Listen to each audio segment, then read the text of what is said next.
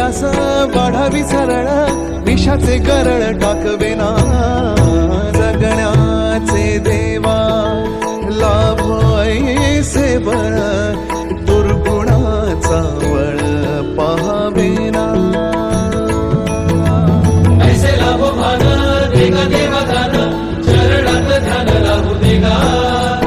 अमृताची वेळ अमृताचा कुंभ भक्तीचा मृदुंग वाजू देगा